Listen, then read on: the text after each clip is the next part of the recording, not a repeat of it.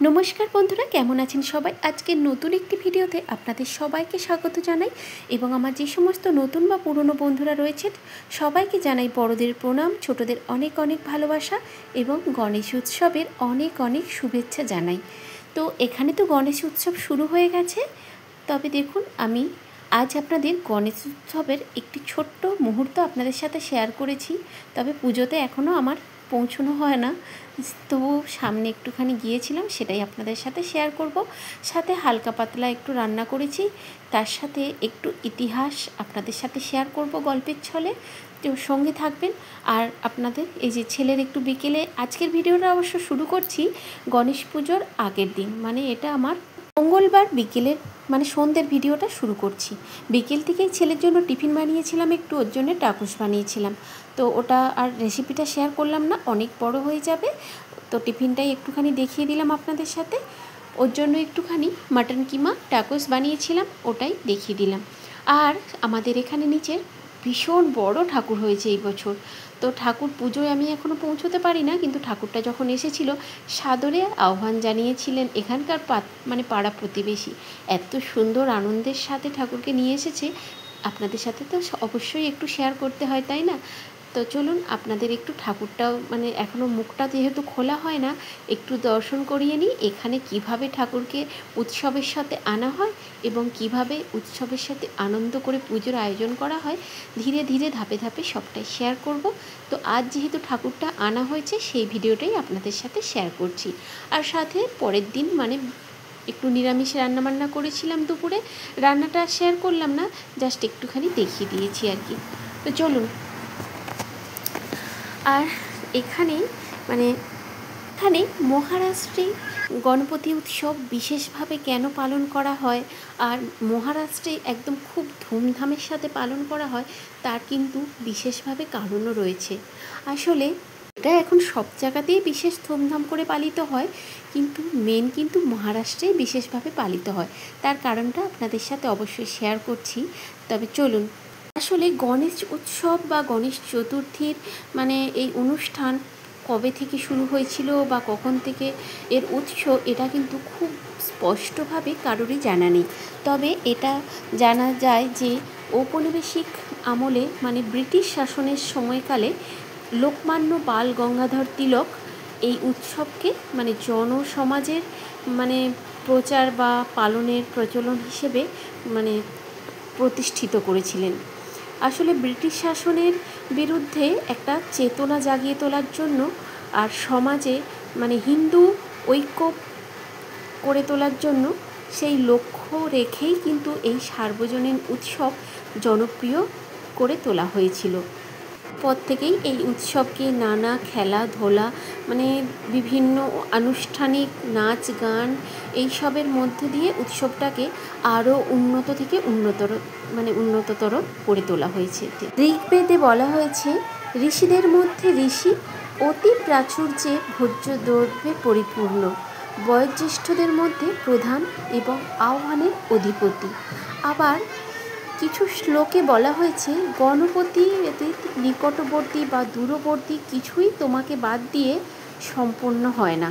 আর এই দেখুন এইভাবে নাচ গান আর ভীষণভাবে বাজনা, বাপরে বাপ, মানে বাইরে যতক্ষণ ছিল সে তো এক হচ্ছিল, আবার এই হলের মধ্যে ঢুকে এত পরিমাণে নাচ গান শুরু করলো, আমি না আর বেশিক্ষণ ওখানে থাকতে পারছিলাম না। ঠাকুরটাকে তো খুব সুন্দর করে নিয়ে এসেছে, আর ঠাকুরটা দেখেই বাইরে থেকে মুখটা এখনও দেখা হয় না, কিন্তু দেখেই মনে হয়েছে এটা শিব মূর্তির প্রতিচ্ছবি মানে বানানো হয়েছে শিবের ওপরে।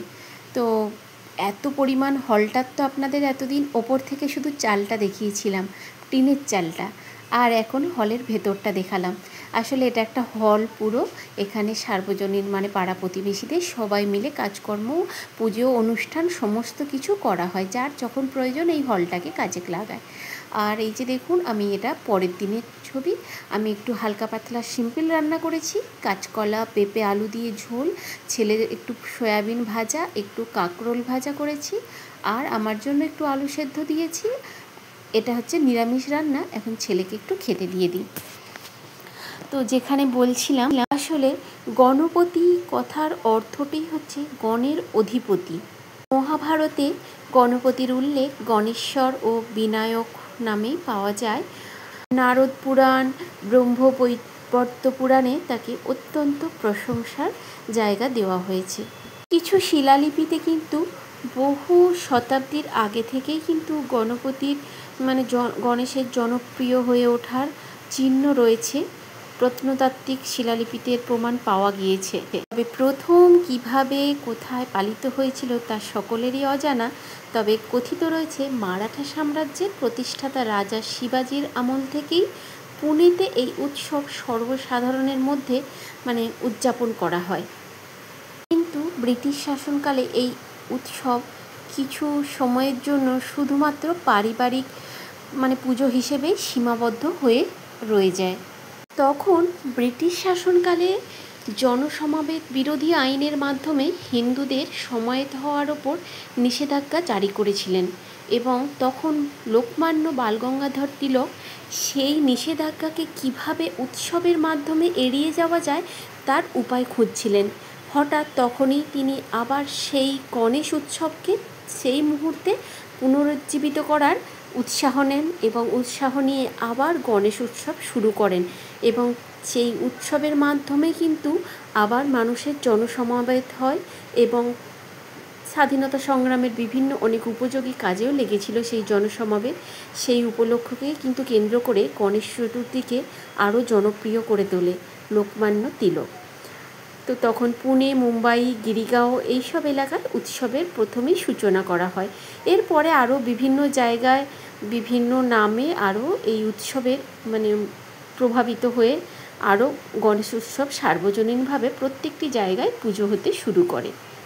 ভারতীয় স্বাধীনতা সংগ্রামী লোকমান্য তিলক কিন্তু তার কেশরী পত্রিকায় সার্বজনীন গণেশ উৎসবের ভীষণভাবে প্রশংসাও করেছিলেন এবং পরিবারকে উৎসবকে বৃহৎভাবে আরও বড় করে তোলার উৎসাহ দিয়েছিলেন।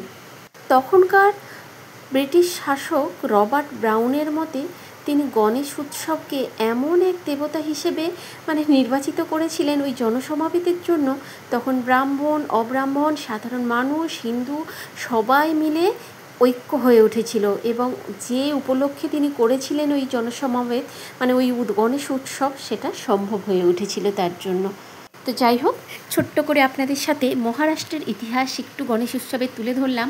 আর আপনাদের একটু দেখিয়ে দিই, মাঠে ঘাস কম পড়বে কিন্তু আমাদের এই টিনের চালের ওপর ঘাস কিন্তু কম পড়বে না। দেখুন পুরো মাঠ হয়ে গেছে ঘাসে ভরে, আর সাথে কিছু তিল গাছও হয়েছে, তিলের গাছে ফুলও এসেছে দারুণ, এত সুন্দর সুন্দর পার্পল কালারের ফুল হয়েছে না, কি বলবো আপনাদের।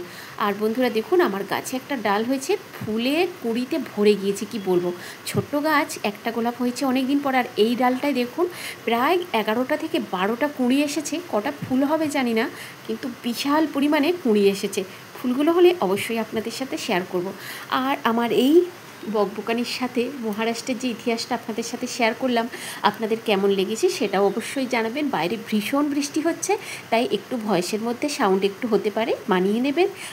আর আমার যে সমস্ত বন্ধু এইরকম গল্প শুনতে খুব ইচ্ছুক, অবশ্যই আমাকে কমেন্টে জানাবেন, তাহলে আমি এরকম নিত্য নতুন গল্প আপনাদের জন্য অবশ্যই নিয়ে আসার চেষ্টা করব। তো আজ এখানেই শেষ করছি। ভালো থাকবেন, সুস্থ থাকবেন। নমস্কার বন্ধুরা।